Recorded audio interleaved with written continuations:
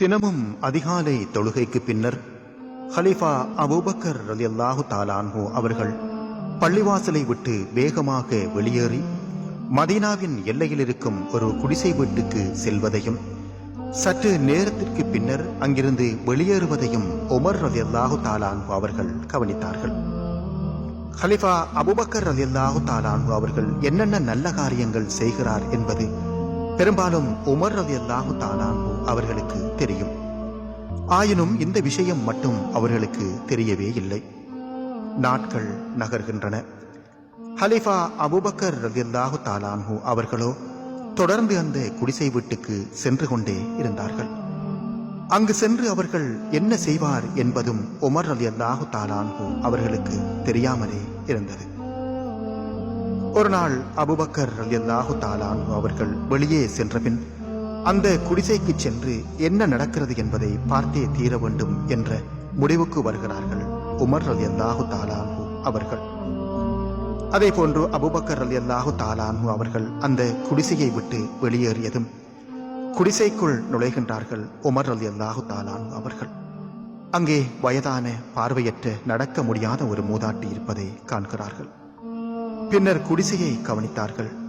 கண்ட காட்சி ஆச்சரியத்தை ஏற்படுத்தியது. கண் தெரியாத இந்த மூதாட்டி அபூபக்கர் ரலியல்லாஹு தஆலா அன்ஹு அவர்களின் உறவினராக இருக்குமோ என்ற எண்ணத்தில் அவரிடம் உமர் ரலியல்லாஹு தஆலா அன்ஹு அவர்கள் கேட்கிறார்கள். தினமும் ஒருவர் இங்கே வருகிறாரே, அவர் இங்கு வந்து என்ன செய்வார் என்று அந்த மூதாட்டியிடம் கேட்கின்றார்.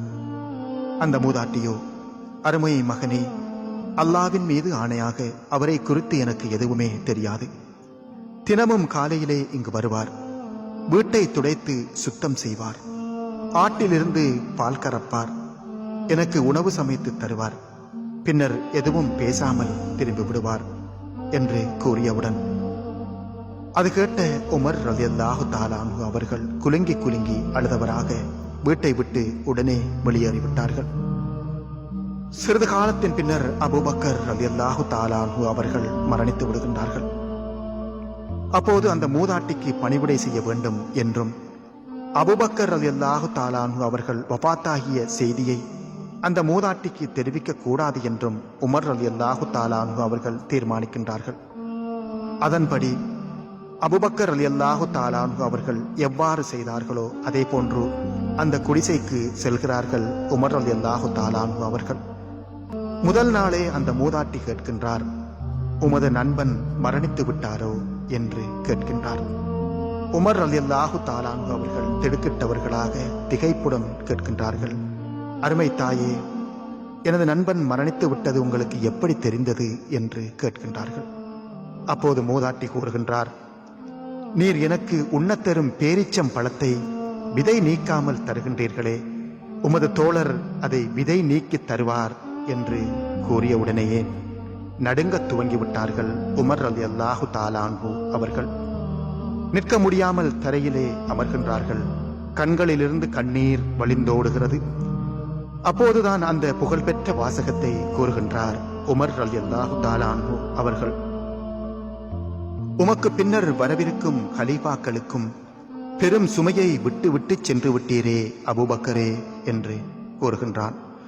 இவ்வாறுதான் அன்பார்ந்த தோழர்களே, அக்காலத்தில் உள்ள கலீஃபாக்கள் சஹாபாக்கள் எமக்கு வாழ்ந்து காட்டி சென்றிருக்கின்றார்கள்.